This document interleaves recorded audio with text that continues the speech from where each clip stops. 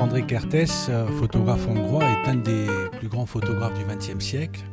Arrivé à Paris dans les années 20, il s'est mis à la photographie et a commencé donc à sillonner dans la ville et à documenter la ville.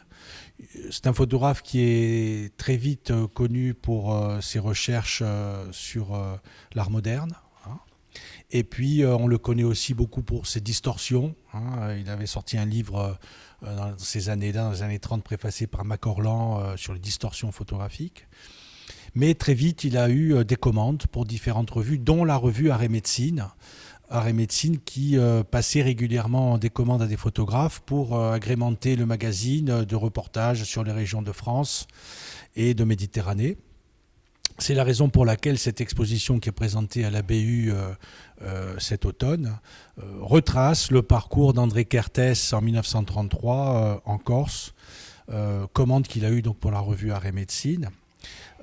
Cette commande, bien évidemment, a été publiée, puisque dans l'exposition, il y a les facsimilés des pages de la revue Art et Médecine qui présentent un certain nombre d'images. Et puis, ces photographies appartiennent à la collection de la médiathèque du patrimoine et de la photographie, qui est collection d'État, puisque la médiathèque du patrimoine et de la photographie conserve tous les documents qui ont trait à l'architecture, à la photographie.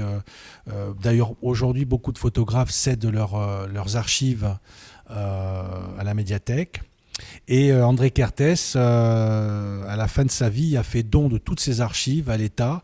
C'est la raison pour laquelle aujourd'hui nous avons les tirages d'André Kertész dans cette collection. Alors, je précise que ce sont des retirages, des tirages modernes, ce ne sont pas des vintage, qui sont présentés dans l'exposition de la BU, à la BU. Et cette expo s'appelle André Kertész in Corsia.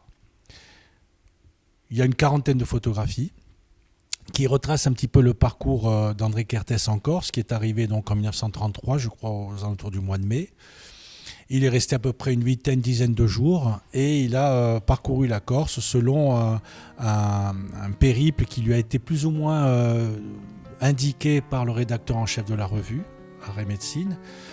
Il a photographié donc essentiellement sur Ajaccio, sur la Balagne, un petit peu sur Corte, beaucoup la campagne, Porto Vecchio, Bonifacio. Et il n'est pas venu jusque sur Bastia, il n'a pas fait le tour du Cap Corse. Donc il a suivi un itinéraire qui lui était plus ou moins imposé.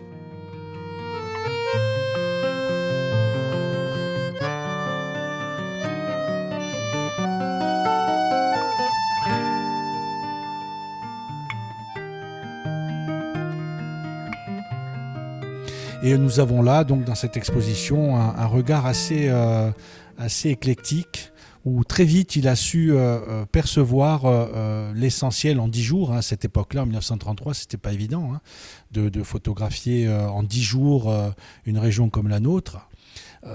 Il a utilisé différents formats, le format carré, le format rectangulaire, le format 6:9, bien sûr en argentique à l'époque, en noir et blanc bien évidemment.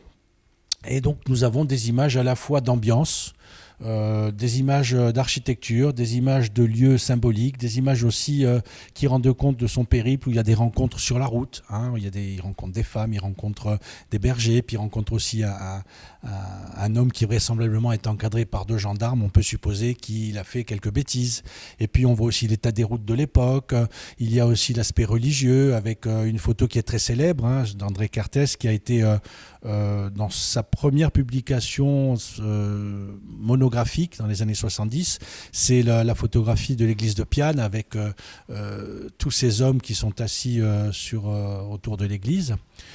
Et donc on a ce regard assez vif, assez précis, qui nous donne une idée de la Corse à cette époque, qui bien évidemment donnait aussi une image particulière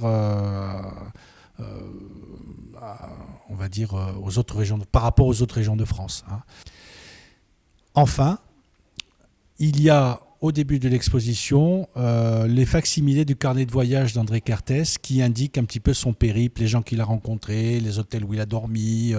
Donc ça donne des petits détails un peu croustillants et assez sympathiques pour imaginer un petit peu le périple de ce photographe qui était à l'époque âgé de... Il est né en 1894, on était en 1933, donc il était tout jeune, hein, avec ses appareils photo. Il n'a pas photographié le train. Bon, on n'a pas retrouvé d'image avec le train Corse parce qu'il aurait pu l'emprunter. Mais bon, voilà, il a choisi un périple par la route.